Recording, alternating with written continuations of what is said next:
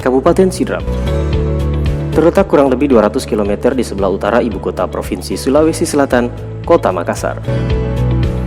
Memiliki luas wilayah sebesar 1.883,25 km persegi dengan jumlah penduduk 289.248 jiwa. Kabupaten ini memiliki 11 kecamatan yang terdiri dari 106 desa dan kelurahan. Dengan luas area panen padi mencapai 92.349 hektar per tahun, Kabupaten Sidrap mampu memproduksi hingga 542.000 ton atau surplus sebesar 200.000 ton setiap tahunnya. Hal ini membuat Kabupaten Sidrap menjadi penyuplai beras bukan hanya bagi Provinsi Sulawesi Selatan, namun juga bagi lebih dari 20 provinsi lain di Indonesia. Di sektor peternakan, Kabupaten Sidrap menjadi produsen telur terbesar di Sulawesi Selatan dengan hasil produksi lebih dari 865 juta butir telur ayam dan 100 juta butir telur bebek per tahun.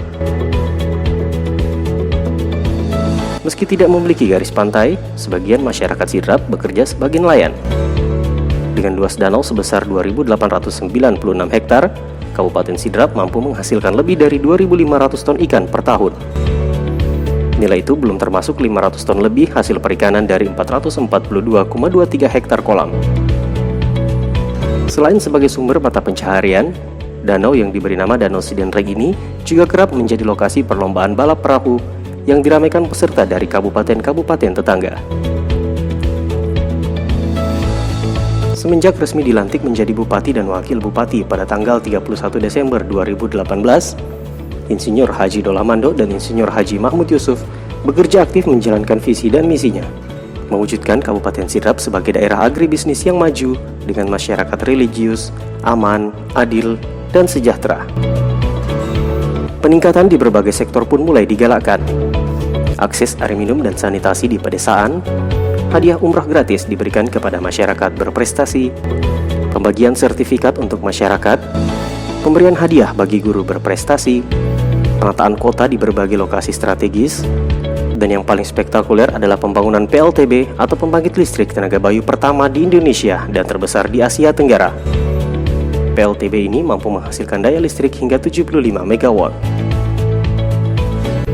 Pemerintah Sidrap melalui Dinas Komunikasi dan Informatika juga mulai mengembangkan infrastruktur berbasis teknologi informasi. Penerapannya telah menjangkau seluruh kantor SKPD yang juga akan diterapkan ke tiap kecamatan serta desa dan kelurahan. Seperti program layanan perizinan, sistem informasi dan aduan online, serta e-planning dan e-budgeting untuk memfasilitasi proses perencanaan, pengendalian dan evaluasi pembangunan daerah.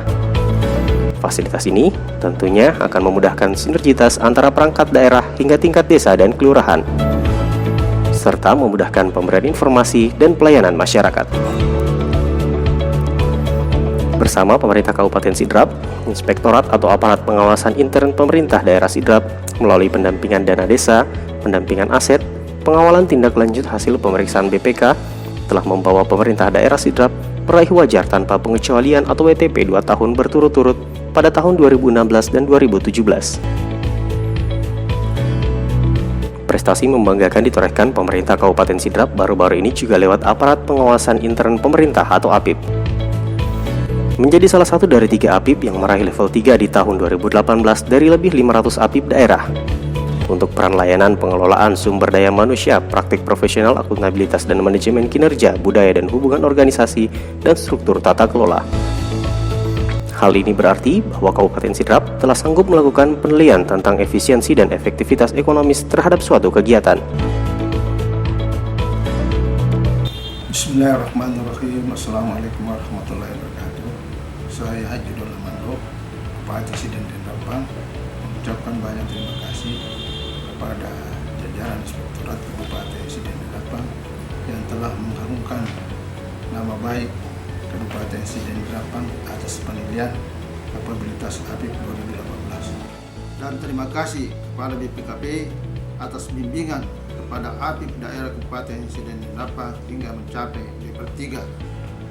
Kami pemerintah daerah berkomitmen untuk melakukan penguatan terhadap APIP daerah dengan 1. Mendukung sepenuhnya program pengawasan inspektorat berbasis risiko tanpa intervensi bupati. 2. menyiapkan anggaran dan SDM yang memadai untuk melaksanakan program pengawasan inspektorat. 3. Memerintahkan seluruh pimpinan SKPD untuk terus berkonsultasi dengan Habib setiap pelaksanaan kegiatan dan merubah mindset terhadap inspektorat. Inspektorat bukan musuh, melainkan mitra untuk pembangunan yang berkualitas dan akuntabel menuju pemerintahan yang baik dan bersih. Sejalan dengan pembangunan di bidang informasi, pembangunan infrastruktur dan pemberdayaan masyarakat juga telah menjangkau desa dan kelurahan. Pembangunan jalan, jembatan, dan irigasi pertanian menjadi prioritas di pedesaan. Dalam waktu dekat, masih banyak program pemberdayaan masyarakat yang akan terus dikembangkan. Peningkatan sarana produksi untuk ratusan UKM, pengolahan sampah daur ulang, pembangunan fasilitas kesehatan, pendidikan dan olahraga, peningkatan penerapan teknologi pertanian, serta rehabilitasi dan pembenahan museum dan tempat wisata.